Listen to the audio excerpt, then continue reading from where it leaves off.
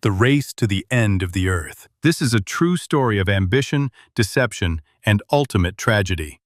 In 1911, two elite polar expedition teams ignited a fierce and cunning rivalry to claim the ultimate geographical prize, being the very first human beings to set foot on the South Pole. The team that arrived first would be immortalized in the annals of history, while the loser would face crushing defeat. It was a legendary showdown between conservative tradition and ruthless risk-taking. Who would emerge victorious, and what horrifying fate awaited the losers? Hello everyone, and welcome to today's deep dive into history. Today, we are going to tell you the harrowing story of the ultimate race against time to the South Pole. It is a chilling historical case study on how strategic planning and resource allocation can mean the difference between glorious victory and a frozen death. Our story begins with Robert Falcon Scott, a seasoned officer in the British Royal Navy. His greatest dream in life was to conquer the South Pole. However, in 1909, Scott learned of a formidable rival, a highly experienced Norwegian explorer named Roald Amundsen. Amundsen originally planned to conquer the North Pole, but upon hearing that an American team had already reached it, he instantly pivoted his strategy. Knowing Scott was preparing a South Pole expedition, Amundsen executed a brilliant piece of misdirection. He publicly announced he was still heading to the Arctic, keeping his true destination a secret even from his own crew. Scott, entirely in the dark, believed he had no competition and assembled a massive, heavily funded expedition. But Scott made a fatal strategic error. He lacked a singular focus. Funded by the Royal Society, his mission was split between winning the race and conducting extensive scientific research. Consequently, his team was burdened with a cohort of scientists, including surgeons, geologists, physicists, and biologists. His transport was a chaotic mix of sled dogs, Siberian ponies, and untested motorized sledges. Because he was absolutely determined to succeed, Scott proceeded with extreme caution, moving at a slow, deliberate pace. It wasn't until October 1911 that he leisurely arrived in Melbourne, Australia. But upon his arrival, a messenger handed him a devastating telegram. "Beg to inform you from proceeding Antarctic." Amundsen had successfully deceived him, and the scientific mission instantly devolved into a high-stakes race. Amundsen's ruthless efficiency paid off. He arrived in Antarctica 10 days before Scott, establishing his base camp closer to the pole. But arriving early was only step one. During the brief window before the deadly polar winter set in, both teams had to lay down supply depots along their future routes. Amundsen's logistics were a masterclass in lean execution. He placed highly visible depots stocked with raw seal meat for energy and vitamin C to prevent scurvy. Crucially, they were designed for the return journey, placed exactly where the team would be most exhausted. Scott, on the other hand, was drastically behind schedule. Burdened by his massive crew and heavy equipment, he didn't finish setting up his base camp until late February. With the deadly winter rapidly approaching, Scott frantically rushed to lay his supply depots. Lacking Amundsen's meticulous planning, Scott buried his supplies haphazardly, making them far too shallow and poorly marked, a fatal mistake that would later doom his team. As the brutal winter passed, Amundsen made a shocking and highly controversial decision. Noticing an early change in local wildlife behavior, he ordered his men to depart in mid-October, refusing to wait for the official start of spring. He selected a hyper-focused strike team of only 5 men and 52 dogs. Amundsen's philosophy was simple. Speed minimizes risk, and in Antarctica, dogs are far more vital than men. Meanwhile, Scott rigidly stuck to his schedule, refusing to leave until November 1st.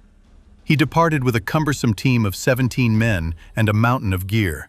The difference in execution was stark. Amundsen's lean, dog-powered team moved at a blistering pace, enforcing a strict mandate to cover at least 28 kilometers every single day. Scott's massive expedition, however, immediately fell apart. Within days, his cutting-edge motorized sledges completely broke down, their engines freezing solid in the extreme cold. This forced his men to rely on the Siberian ponies, but the ponies were utterly unsuited for the brutal Antarctic climate and began dying off rapidly. With his transport failing, Scott's overloaded team had to manually drag their heavy sleds, drastically reducing their speed. Amundsen's unprecedented speed almost cost him everything. While rushing across the treacherous Ross ice shelf, his team inadvertently wandered into a deadly zone riddled with massive hidden crevasses. Suddenly, the ice cracked, and the lead sled plunged into a crevasse. Dangling over a bottomless abyss, the sled dragged the team toward the edge. Refusing to cut the rope and lose vital supplies, Amundsen dispersed the pulling force, used ice axes for leverage, and miraculously hauled the sled back to safety. Amundsen then faced his final hurdle, the uncharted 3,200-meter Axel Heiberg Glacier. To conquer this steep ice wall, Amundsen ruthlessly ordered his men to dump all non-essential weight. He organized his dogs into relay teams, driving them in a grueling zigzag pattern. After 3 agonizing days, they breached the Antarctic plateau. The stark difference in morale dictated the final outcome. On December 14, 1911, Roald Amundsen and his agile team officially reached the South Pole, claiming ultimate victory. At that exact moment, Scott's struggling team was still 200 to 300 kilometers away. Having sent most of his men back, Scott and 4 others were making a desperate final push. When they finally limped to the South Pole on January 17, 1912, they were greeted by a devastating sight.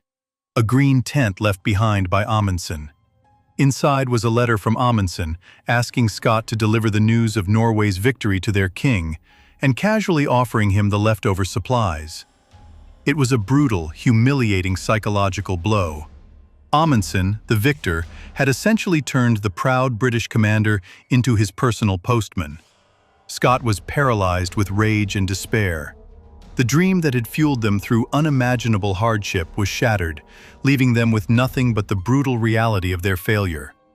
In total silence, the physically broken men turned around to begin the long, agonizing march back. The journey home was a death march. Starving, suffering from severe scurvy, and caught in exceptionally brutal blizzards, Scott's team began to collapse. They never made it back to their base camp. Back at Scott's base camp, the remaining crew waited anxiously. With supplies running low, they were eventually forced to abandon the camp and sail back to England, where they discovered Amundsen had won. 8 months later, a different Antarctic expedition was crossing the Ross ice shelf when they stumbled upon a green tent half buried in the snow. Upon opening it, they found the frozen bodies of 3 men, Scott and 2 of his loyal companions. Beside Scott's body, they found his tragic final diary entries. But most remarkably, tightly clutched in Scott's frozen arms, was a heavy rock.